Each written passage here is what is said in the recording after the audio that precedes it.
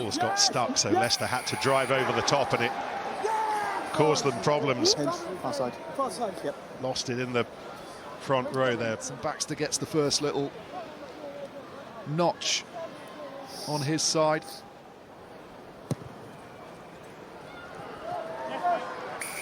On its way to pick up a chicken biryani and a couple of poppadoms, please. Harlequins ahead with the win, 3-0. Now it starts to look like a lead that they can maybe protect a little bit. Pushed backwards by Kenningham to Dombrandt, who's had a very impressive first half, and half shows and then gives it back to Kenningham. This is going to be a blinder. Finished off by Will Porter. End to end, pretty in pink, doesn't get much better than that. And so he should. Leicester Tigers go short initially. Freddie Stewart tries to get under that, and they just haven't protected that space around it. Dombrandt sees it, accelerates through. Spoke about him looking for offloads all game. That one out the back door is unbelievable. And the support and the finish is a fantastic drive for Harlequins. Starting at 10 today for Leicester because Orlando Bailey failed a late fitness test on a hamstring. You've got to come through the gates. Absolutely right decision. Taking out a man, come through the gates. Number 19. Just as he tried to come in from the wrong side and swing his hips around. It's like playing links golf. And he has judged it to perfection. Been a long way from that so far.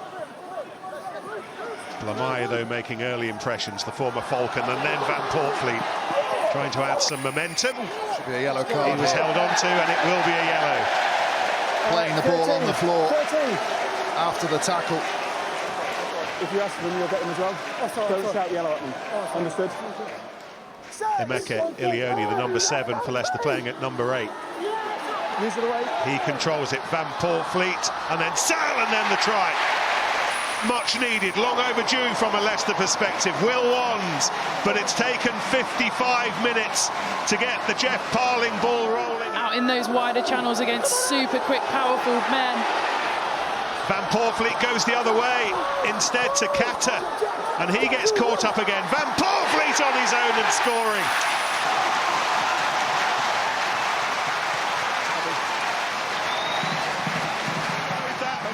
Bit more animated, sensing something special might be happening. Brilliant scrum from Leicester, and that's probably what scores them the try. Work of Kata on the ball today. Tommy Raffel reintroducing himself to the Prem for the first time this season. Hayes. Leicester building that rumbling menace, and always the nimble threat provided by Van Portfleet. High tackle, Leicester penalty. High tackle. You're fine, but it's a high tackle. Just looking at Van Portfleet here, really clever. He saw the clear out in front of him of Chesham. Takers within 2.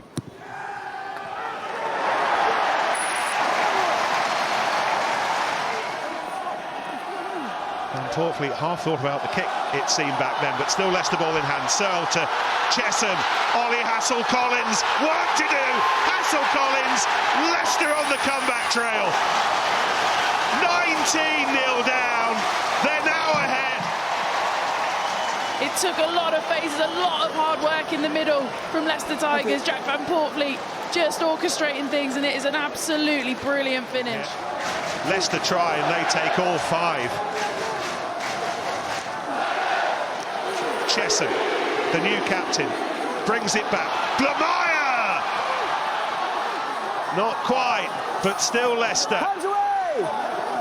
This would be the biggest half-time lead Harlequins have ever lost in the Prem. Leicester digging for it, digging for an unwanted London record, and 5 full-fat Prem bonus points, but they're not there yet. Searle must score! Wand, who started the comeback, finishes it. Arms aloft, East Midlands arms. Welford Road early season pandemonium. Okay, thanks, Pete. Well, Freddie Stewart should take a bit of a bow here, because as Leicester were bombarding the line, Will Wand was was getting closer and closer, trying to get involved on the pick and go. It's not taken long, a fortnight in, and we are reminded immediately of the madness of this Gallagher Prem, the madness of this league. Harlequins 19-0 up, early stages of the second half, but then Jack Walker was yellow carded and Leicester began the long trudge back. Will won, Jack Van Portfleet, Ollie Hassel-Collins, and Will won with the bonus point securing try. It's a win for the new Leicester captain, Ollie Chesham. It's a win for the new Leicester coach, Jeff Parling. Leicester 29, Harlequins extraordinarily 19. Billy, you just trailed there for 72 minutes. How'd you do it? Yeah, it was a tough game. I think you could see on TV the conditions. So I think first half was always going to be tough to score points, but I felt like we were on top first half. Obviously into that win, I think Jack controlled it very well. We tried to kick long as we could, but you saw a couple of them, it was uncontrollable. So I think we just dug in there. The boys got on top up front, and then as backs we finished a couple of opportunities off the back of scrums. So it was an all-round team effort, and it shows the spirit in this team. And we never gave up. We were confident at half-time we were going to come back. So we stuck to our game plan, and it paid off. We talk about that first 40. You looked wasteful at points, out-muscled. How did you compartmentalise that at half-time? Do you just scrap it and start again? Yeah, we had a couple of entries to their 22. I think we probably squandered 3 or 4 opportunities, and they had 3 penalties and 1 breakaway try for kickoff. So we felt like we were on top. It's just about converting and being patient when we got down there. And from your perspective, you weren't even meant to be starting today. Your first time wearing 10 on your back in the Prem for 3 years. So I guess it's just like riding a bike? Yeah, I guess you could say that. I guess I've gone away, been to France for 2 years, so come back a bit maturer, a bit more experienced. But yeah, Jeff called me last night. Orlando was struggling with his hamstring, so you know I don't want anyone to be injured. But I was over the moon to be starting on an individual basis, and I think Orlando's not too serious, which is good. But yeah, when Jeff called me last night at 8 p.m, you know, I prepped to play all the time, so I was more excited than anything, and just glad I could take the opportunity and help the boys to a win. And just lastly, you'd never admit to such a thing before today, but the win did feel essential in what is a sprint of a league. Only 18 rounds, you were staring down the barrel of 0 from 2, at home as well. How important did that feel? Yeah, I mean, it's my first home game, but the boys talk about this place being a fortress, and I've played here a few times on the other end of it. It's not nice. When you get on top, it's a hard place to come as an away team, so we needed to win today, and we got the 5 points, you know, and the way we did it, I think it shows the character in the squad and the team, so it's an awesome day, and I think we'll enjoy this tonight. Certainly well deserved. You were immense today, Billy. Welcome back to the league and congratulations. You are our Gallagher Player of the Match. Thank you very much. Jeff, many congratulations. Stood here with the victory. So let's just get your thoughts on that as in 80 minutes, please. Well, a genuine game with 2 halves, genuine. Look, at half-time, I thought we'd actually done some good things in that first half and played with some endeavour, and I thought we looked like a team that was really frustrated. We hadn't got some outcomes, and I think we've got to learn that sometimes in the game, you've just got to keep chipping away, and you won't get them straight away. I'm really pleased with the resolve we showed in that second half. You know, I thought the bench had a great impact, and I actually thought Ches in his first game as captain led. You know, not everything wasn't perfect, but he led really well. You talk so much about effort and endeavour, and that was there in spades, as you said, in the second 40. You also talk a lot, Jeff, about accuracy. That seemed to be lacking for the first 40 minutes. So what was the difference in the second? Look, firstly, in that first 40, we can't get in a team's 22 that often and be that inaccurate. Agree. And we've had a habit sometimes of piggybacking teams with some poor discipline, you know, back-to-back poor discipline. In the second half, I just thought we got a bit more belief in what we were doing. We didn't change too much. We had a few key areas at half-time, but in general, we just looked like the team that got a bit more belief in the game plan. And once we got one outcome, then I thought we went on and pushed on.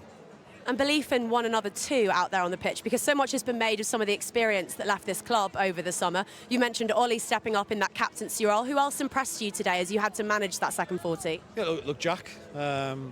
Jack as vice captain, his voice was great at half-time as well. Look, other blokes, I thought Billy controlled the game well in that second half at 10, and lots of players just kept fighting for each other and fighting for the teammates. And I know there's going to be errors in this game. I'm yet to see a perfect game, but I am really pleased with the resolve and fight we showed in that second half. And just lastly, it doesn't take any getting up for what is coming next week in an East Midlands derby away at your local rivals. Is it too simplistic to say that if you manage last week's first half and this week's second half, you're going to be all right? Oh, that would be ideal, but yeah, I think that's too simplistic for now. But look, we'll get back to training. The boys, we'll learn the lessons whether we lose or win. And boys, I know, will be hungry for next week. Thank you so much for your time today, Jeff, and congratulations. The first win here as head coach of Leicester Tigers. Cheers, thanks Claire. Cheers. Jason, is it fair to say that that's 2 weeks in a row now that a yellow card has been a hammer blow to your hopes of a victory? It certainly hasn't helped. Probably again just that squeeze game in the second half. It was a repeater last week. Probably didn't kick well enough to generate some territory in that second half when we got stuck in that back 50 again.